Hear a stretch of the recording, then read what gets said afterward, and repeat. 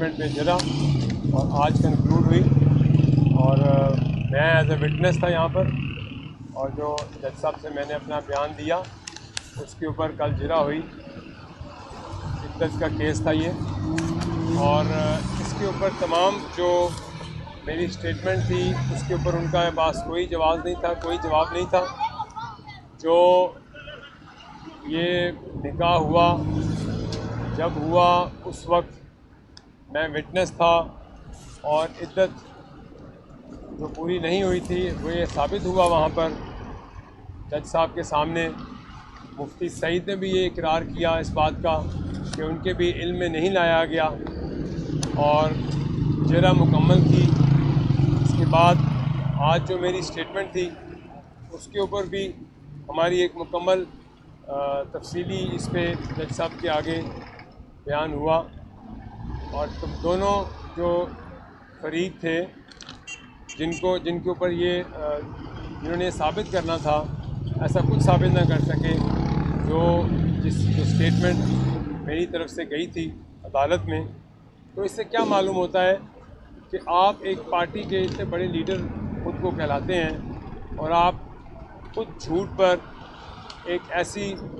اپنی زندگی کا فیصلہ کرتے ہیں اور لوگوں کو آپ بڑے بڑے درس دیتے ہیں۔ تکلیف سے یہ بات کہنی پڑتی ہے کہ ہمارے نوجوانوں کو بھی گمراہ کیا گیا، ہمارے بچوں کو آج کیا سبق مل رہا ہے، ہماری پڑھی لکھی عوام، ہمارے جو یوتھ ہے ان کو یہ سبق مل رہا ہے کہ ایک جھوٹ پہ مبنی نکاح کے اوپر ایک اتنا بڑا لیڈر جو خود کو سمجھتا ہے، اور جو جن محترمہ کے ساتھ ان کا نکاح ہوا وہ خود کو ایک مذہب کے لبادے میں اوڑھے بیٹھی ہیں، اور اس مذہب کے لبادے میں اپنے جو اسپریچول جو انفلوئنس ہے اس کے اوپر آ کر ایک ملک کے وزیر اعظم سے بڑے بڑے فیصلے کرائے، ملک کے ساتھ ایسا مذاق کیا گیا۔ اس ملک کے خوابوں کے اوپر ملک کے فیصلے ہوتے تھے، اور وہ خواب کے پیچھے در حقیقت ایک ایسا جوڑا تھا فراڈیوں کا، فرح گوگی اور جمیل گجر، جو پیچھے سے بیگ پکڑتے تھے، اور خواب کی تعبیر یہ ہوتی تھی کہ آپ خواب آئیں اور آپ کسی کو وزیر لگا دیں اور بڑے بڑے عہدوں پر فائز ہو جائیں۔ یہ تھا پاکستان کے ساتھ گھنونا مذاق جو آج ہم بھگت رہے ہیں، ہمارا پورا ملک بھگت رہا ہے۔ آج اس سے بڑی کیا شرمناک بات ہے، ایک ایسے کیس کے اوپر بلایا گیا، اور ایک ایسا کیس، ایک ایسا الزام جو سچ ثابت ہوا ہے، اور جو سچ ثابت جس کے اوپر ان کے پاس کوئی صفائی نہیں ہے۔ اور یہ ایسا میں سمجھتا ہوں کہ ہمارے مذہب میں بھی اس چیز کی اجازت نہیں ہے۔ میرے خیال سے میں آپ کو یہ بتا دوں کہ پاکستان کی عوام کو یہ بتا دوں کہ خوددارا ایسے لوگ جو بچوں کو، ہمارے نوجوانوں کو گمراہ کرتے ہیں، اور خود کیسے کیسے جھوٹ اور کیسے کیسے ایسے اپنی زندگی میں ایسے خود عمل کرتے ہیں جن کے اوپر سوچ کر شرم آتی ہے، اور جن کا بیان کرنا بھی جو ہے ہمارے لیے ایسے باعث شرم ہے۔ لیکن کیونکہ عدالت نے بلایا تھا، عدالت پہ سچ بتانا تھا، اور میں نے جو کہا سچ پہ بتایا کہ ایسا ہی ہوا۔ یہ نکاح عدت کے دوران میں ہوا، اور جج صاحب نے میرا بیان سن کر اب ظاہر ہے آگے تو فیصلہ جج صاحب نے کرنا ہے، لیکن اس سے ہم سبق کیا حاصل کرتے ہیں؟ اس سے ہم سبق یہ حاصل کرتے ہیں کہ آپ ساری زندگی جو دوسروں کو چور چور چور کہتے رہے ہیں، آپ کو توشہ خانہ میں بھی آپ کو چور ثابت کر دیا گیا، آپ کے اوپر ایسا الزام لگایا گیا اور وہ سچ ثابت ہو گیا، اس پہ آپ سارا وقت جھوٹ بولتے رہے کہ یہ محض الزام ہے، وہ بھی ثابت ہوا کہ آپ چور نکلے۔ آپ نے ملک کا وزیر اعظم ہوتے ہوئے توشہ خانہ میں چوری کی، آپ کی بیگم نے جو قیمتی تحائف ملے وہ بیچے، وہاں کے لوگوں نے یہ گواہی دی، وہ سچ ثابت ہوئی کہ آپ نے وہ تحائف بیچے ہیں۔ آپ کے اوپر یہ آپ کا اخلاقی فرض ہے کہ آپ جب اسٹیٹ کے آپ ہیڈ ہیں، آپ کو لوگ تحائف دیتے ہیں دوسری اسٹیٹ کے ہیڈ، اور وہ آپ اپنے فرنٹ مینوں کے تھرو آگے جا کر نہیں بیچتے، آپ ان کی چھوٹی سی قیمت ادا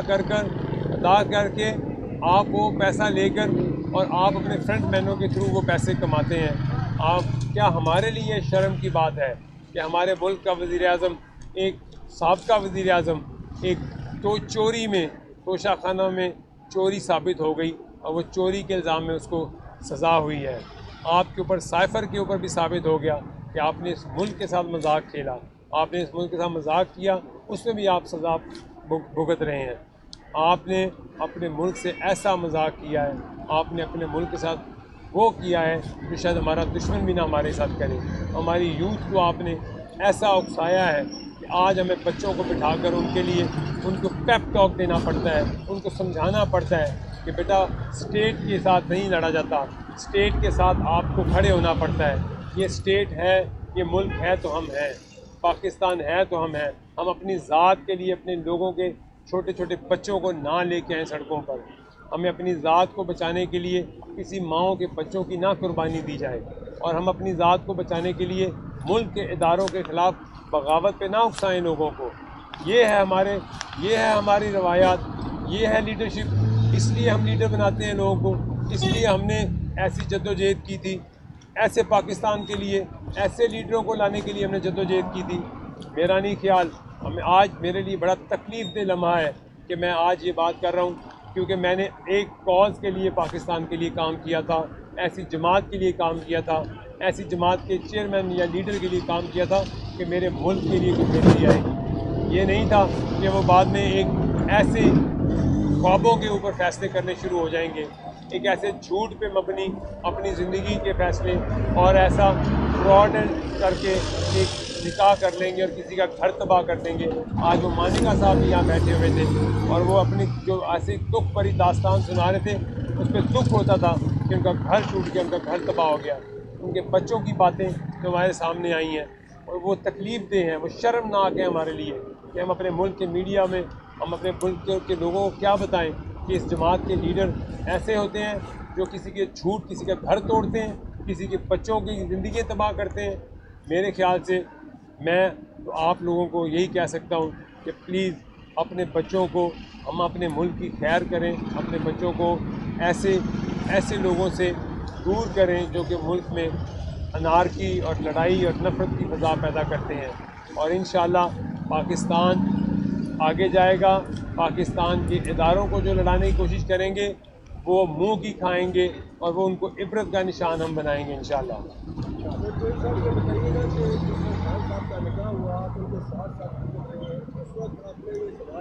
یہ اٹھایا تھا, بالکل اٹھایا تھا, اور ہمیں غلط بتایا گیا تھا. بالکل پوچھا گیا تھا, یہ مفتی سعید صاحب کا بھی بیان ہے, اس وقت پوچھا گیا تھا تو ان کا غلط بیان تھا کہ جی یہ ٹائم پورا ہو چکا ہے. اسی لیے تو میں کھڑا ہوں یہاں پر, ورنہ میں یہاں جھوٹ بولنے تھوڑی کھڑا ہوتا, کیونکہ یہ سچ ثابت ہوا ہے. ایک شخص نہیں, دو نہیں, 3 لوگوں نے ثابت کیا اندر عدالت میں کہ ان کو غلط بتایا گیا کہ یہ وقت عزت کا ٹائم پورا ہو چکا ہے. بہت شکریہ. مائک لے جاؤں صاحب.